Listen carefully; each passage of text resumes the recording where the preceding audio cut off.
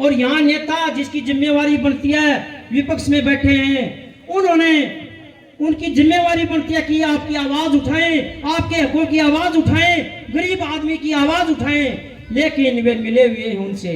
जिस परिवार में वो परिवार में ही धोखा करता है, क्या वो आम जनता का भला कर सकता? आप सोच कर देखना। वो परिवार में जो कांग्रेस पार्टी है उन्हीं के साथ धोखा कर, जिन्होंने उनको सब कुछ दिया। तो अगर परमात्मा ने, इस ऊपर वाले ने मौका दिया तो आपके इस प्यार को, इस सम्मान को, इस आशीर्वाद को दुगना करके लौटाऊंगा।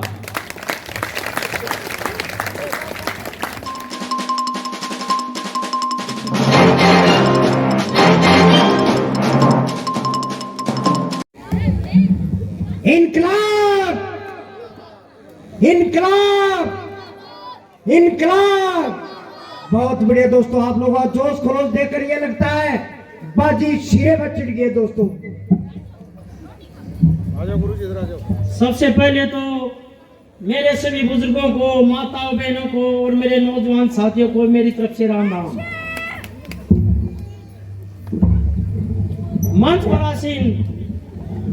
पर आसीन आम आदमी पार्टी के और मेरे बड़े भाई और मेरे बहुत अच्छे मित्र और बड़े समाज सेवी रविंद्र उर्फ मटरू जी, मंच पर ही आसीन हमारे युवा की उपाध्यक्ष और प्रदेश की आवाज उठाने वाली, एक मुखर आवाज उठाने वाली प्रदेश की प्रवक्ता क्रांतिकारी प्रियदर्शनी जी, और हमारी महिला की रोहतक की अध्यक्ष थी, उनको जरूरी काम के लिए जाना पड़ गया, उनकी आगे अर्जेंट मीटिंग थी। वो भी एक क्रांतिकारी बहन है मेरी। और हमारे युवा नेता महम के, उनका इकट्ठा ही प्रोग्राम था, तो वो भी मेरे बहुत अच्छे मित्र हैं। और इन सब का मेरे मस्तनाथ की भूमि पर पहुंचने पर और गड्डी गांव की पावनधरा पर पहुंचने पर मैं अपनी तरफ से, पूरे गड्डी गांव की तरफ से इन सब नेताओं का हार्दिक स्वागत करता हूं, अभिनंदन करता हूं। आज इस जनसभा का जो आयोजन किया, इतनी भारी संख्या में मेरी माताएं, नौजवान साथी, मेरे बुजुर्ग, आसपास के गांव से भी मेरे बुजुर्ग आए हैं, इन सब का मैं बहुत बहुत धन्यवाद करता हूं, जो इतनी भारी संख्या में पहुंचकर अपना कीमती समय दिया।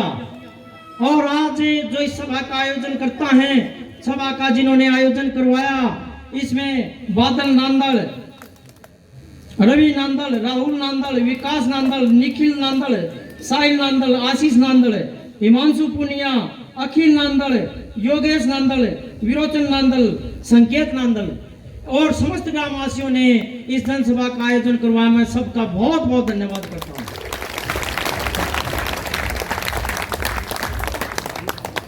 मैं अपने बारे में थोड़ा परिचय देना चाहता हूँ। मेरी बचपन से एक रुचि रही है कि मैं समाज में कुछ कर सकूं, लेकिन पहले पढ़ाई की, फिर नौकरी की, वो स्थिति बन नहीं पाई। लेकिन आज मैं इस योग्य बना तो मैं अपने बुजुर्गों की सेवा, हर गांव में जाकर अपने बुजुर्गों की सेवा कर रहा हूँ। और अपने नौजवान साथियों को बताना चाहता हूँ, भाइयों, आप मतदान करते हो क्योंकि युवाओं के कंधों पर देश का भविष्य है। मतदान करते हो किसके लिए? अगर हमारे भविष्य की कोई नीति बनाई जाए, कोई हमारे भविष्य के बारे में कोई सरकार सोचे। लेकिन प्रदेश के हालात आज ऐसे हैं, बहुत चिंताजनक हैं। प्रदेश में ऐसी सरकार बनी बैठी है जिस सरकार ने ना नौजवानों की, ना बुजुर्गों की, ना माताओं बहनों की, ना किसानों की, ना कर्मचारियों की, ना व्यापारियों की, ऐसी निकम्मी सरकार हमारे को मिली हुई है। आज प्रदेश के अंदर 25 लाख युवा बेरोजगार हैं और 2 लाख सभी विभागों में रिक्त पद खाली पड़े हैं, लेकिन ये निकम्मी सरकार हमारे युवाओं को रोजगार नहीं दे रही। परीक्षा लेती है, 40 बार पेपर लीक हो जाता है। युवाओं के लिए ये कुछ कोई नीति नहीं इनके पास, ये करना नहीं चाहते। क्यों नहीं करना चाहते, ये आपने सोचना पड़ेगा। क्योंकि शिक्षा के प्रति हमारे बच्चे अच्छे शिक्षित हों, ये नहीं चाहते कि हमारे बच्चे पढ़े लिखें फिर नौकरी मांगे। क्योंकि इन्होंने इन्होंने अपने घर भरने ही के अलावा कुछ नहीं है। थोड़े दिन पहले, 1 साल पहले किसानों का एक बहुत बड़ा आंदोलन हुआ था। आज भी जब 13 फरवरी को किसानों ने अल्टीमेटम दिया कि हम दिल्ली कूच कर रहे हैं अपने हकों के लिए, अपने जायज हकों के लिए, जब उस टाइम पे 1 साल पहले हमारे 750 किसान शहीद हो गए थे, बॉर्डर पर शहीद हो गए थे। लेकिन इस निकम्मी और नकारा सरकार ने किसानों के बारे में नाम सुना बोला, किसानों को चीनी, पाकिस्तानी, उग्रवादी कहा। ये ऐसी निकम्मी सरकार हमारे को प्रदेश में भी मिली और देश में मिली। ये हमारे देश का और प्रदेश का बड़ा दुर्भाग्य है। आज प्रदेश का युवा नशे की तरफ जा रहा है, आज प्रदेश का युवा अपराध की तरफ जा रहा है। ये सब इन सरकारों की देन है। और इससे पहले 57 साल से हरियाणा में ये पार्टियां, चाहे कांग्रेस हुई, बीजेपी हुई, अन्य दल भी हुए, ये हमारे को गुमराह करती आ रही हैं, हमारे को ठगती आ रही हैं। इनकी एक ही बात रहती है कि आपकी बार ये करेंगे, वो करेंगे। आज से 10 साल पहले कांग्रेस का राज था, यहाँ के भी बड़े बड़े नेता हुए हैं और उनका राज था। 2014 में 65,000 वैकेंसी निकाली। 65,000 वैकेंसी में से 20,000 के इंटरव्यू और लिखित परीक्षा ले चुके थे, लेकिन वे ऐसे के ऐसे छोड़ गए क्योंकि वे नहीं करना चाहते, उनकी नीयत में खोट है। एक हमारा राजनीति में आना कोई मकसद नहीं है। मंच पर जितने हमारे साथी बैठे हैं, या आम आदमी पार्टी में जो भी भाई है, मेरी बहन है, कोई भी नेता नहीं है। हम आम साधारण परिवार से है, सब हम बिल्कुल साधारण परिवार से हैं। हम समाज के लिए, अपने प्रदेश के लिए कुछ करना चाहते हैं। नहीं तो हमारा राजनीति से कोई नजदीक का भी रिश्ता नहीं है। न हमारे परिवार में किसी ने राजनीति की, न बाप ने की, न दादा ने की। लेकिन हमारे को क्यों नौबत आन पड़ी? क्योंकि हम देखते हैं हमारे युवा सड़कों पर हैं, हमारे किसानों की दुर्गति की जा रही है, अपना हक मांगने नहीं दिया जा रहा। पंजाब के बॉर्डर पर कंटीले तार लगा दिए गए हैं, जैसे कोई आतंकवादी पाकिस्तान के बॉर्डर पर भी नहीं लगाते ऐसे। तो ये आपने सोचना पड़ेगा। और मेरी माताएं बहनें जब साथ खड़ी हो जाती हैं तो उसी पार्टी की सरकार बनती है जिसके साथ माताएं बहनें होती हैं। चौधरी बंसीलाल ने विकास पार्टी बनाई थी। विकास पार्टी जब मेरी माताओं बहनें आज जैसे खड़ी है ऐसे खड़ी हो गई थी, तो हरियाणा के अंदर चौधरी बंसीलाल की सरकार बनी थी। आज दिल्ली के अंदर 11 साल पहले एक बहुत बड़ा आंदोलन हुआ था दिल्ली में, अंधा आंदोलन। अंधा आंदोलन से एक पार्टी का जन्म हुआ, आम आदमी पार्टी।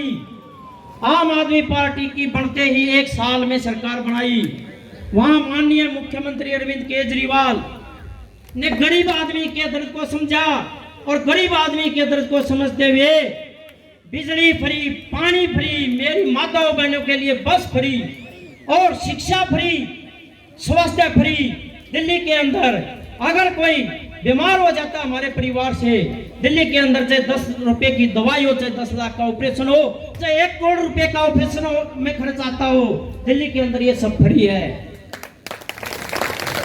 हरियाणा के अंदर में क्या मिल रहा है? 57 साल से सब बकाते आ रहे हमारे को, चाहे कांग्रेस हुई, चाहे बीजेपी हुई। बीजेपी की भी 10 साल से सरकार चल रही है और यहाँ नेता जिसकी जिम्मेवारी बनती है विपक्ष में बैठे हैं, उन्होंने उनकी जिम्मेवारी बनती है कि आपकी आवाज उठाएं, आपके हकों की आवाज उठाएं, गरीब आदमी की आवाज उठाएं। लेकिन वे मिले हुए हैं उनसे, उनकी साठगांठ चलती है। जब चुनाव नजदीक आता है तो उस दौरान वे आपके अंदर आ जाते हैं। पहले कोई नहीं पूछता, धन्यवाद करने भी नहीं आते, आप जता देते हो। वे आपको धन्यवाद करने भी नहीं आते। अब आएंगे, अब मंचों पर खड़े होकर उनके नेता रो भी रहे हैं, एक हरियाली आंसू बहा रहे हैं, आपकी भावना के साथ अब भी खेलना चाह रहे हैं वे। आपने समझना पड़ेगा। मैं भी जब पार्टी में शामिल हुआ, इस पार्टी की विचारधारा से प्रभावित हुआ, पार्टी में आया तो मेरे बहुत साथी बोले मुझे कि भाई जगबीर, यहाँ बहुत ताकतवर लोग हैं, इनकी बहुत बड़ी परिवारवाद की राजनीति चलती है और इन्होंने जो भी इस इलाके से किसी ने कोशिश की आपकी तरह उसको कुचल दिया गया है और ये सच्चाई भी है। लेकिन मैंने उन भाइयों को बताया, पंजाब के अंदर प्रकाश सिंह बादल, सुखबीर सिंह बादल, उनसे ताकतवर ये लोग नहीं है। वे अपने आप को पंजाब का ये मानते थे कि तुम्हारे सामने तो किसी खड़े होने की भी हिम्मत नहीं है, चुनाव तो दूर की बात है। कैप्टन अमरिंदर, जिनका खानदानी चलती थी, 400 साल पुरानी रियासत थी जिनकी, और चन्नी जो कांग्रेस का सीएम डिक्लेयर कर रखा था, पहले भी सीएम था, चरणजीत सिंह चन्नी, वो 2 जगह से चुनाव लड़ रहा था। और एक नवजोत सिद्धू, कपिल शो में आपने देखा होगा, बड़े बड़े ठहाके लगाता था। और बाजवा, वे भी ताकतवर लोग मानते थे अपने आप को। उनको किसने हराया? एक किसान और मजदूर के बेटों ने उनको धराशायी किया। आज वे मीडिया को भी ढूंढने से नहीं मिलते। मैं एक बहुत साधारण परिवार से हूं, बचपन से संघर्ष किया है। हम कोई राजनीति करने नहीं आए, ना राजनीति किसी ने की परिवार में। हम आपकी सेवा करने के लिए आए हैं। आपने देखना है, आपने चुनना है। नेता तो आप चुनते आ रहे हो, एक बार बेटे और भाई को चुनकर देखना। हम ज्यादा नहीं करते, एक बार। इनको बार बार मौके दिए हैं, इनको खानदानी मौके दिए हैं। क्या लोकसभा भी उनकी, राज्यसभा भी उनकी। जब लोकसभा में जनता उनको हरा देती है तो राज्यसभा भी का दरवाजा पकड़ लेते हैं। क्या गड्डी बोर में कोई ऐसा युवक नहीं था जो उनको कई पीढ़ियों से उनका साथ देते आ रहे, उसमें से राज्यसभा में नहीं भेज सकते थे? लेकिन नहीं, खुद चाहिए, अपना परिवार चाहिए।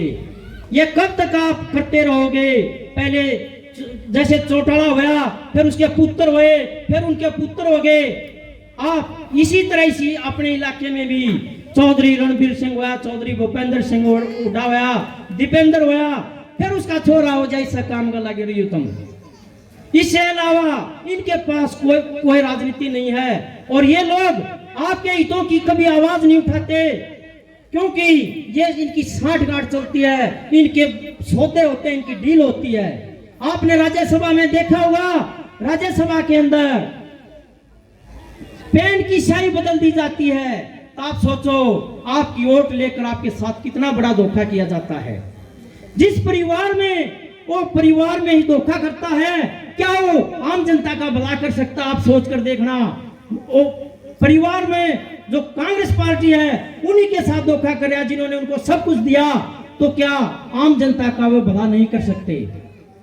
इसी तरह हरियाणा के अंदर अब आम आदमी पार्टी की लहर चली हुई है। आम आदमी ने ठान ली है कि 2024 में आम आदमी पार्टी की सरकार होगी। अगर आपने इस इलाके से कोई भूल की, चूक की, तो आने वाली पीढ़ी आपसे पूछेगी कि आपने जब ये बदलाव चला हुआ था, जब हमारी शिक्षा की बात हो रही थी, अच्छे स्वास्थ्य की बात हो रही थी, माताओं बहनों की सुरक्षा की बात हो रही थी, और शिक्षा फ्री, अच्छी शिक्षा की बात हो रही थी, हमारी रोजगार की बात हो रही थी, तो आप कहां थे? आप नजर नहीं मिला पाओगे, क्योंकि आने वाली पीढ़ी आपसे पूछेगी। तो आपने समझना पड़ेगा, आपने नेता तो चुनते आए हो, एक बार बेटे और भाई को चुनकर देखना। आम आदमी पार्टी आपके हितों के लिए काम करेगी। आपके सम्मान में आज जो गड्डी बोर गांव ने जो प्यार दिया है, जो सम्मान दिया है, जो मेरे बुजुर्गों ने आशीर्वाद दिया है, अगर परमात्मा ने, इस ऊपर वाले ने मौका दिया, तो आपके इस प्यार को, इस सम्मान को, इस आशीर्वाद को दुगना करके लौटाऊंगा।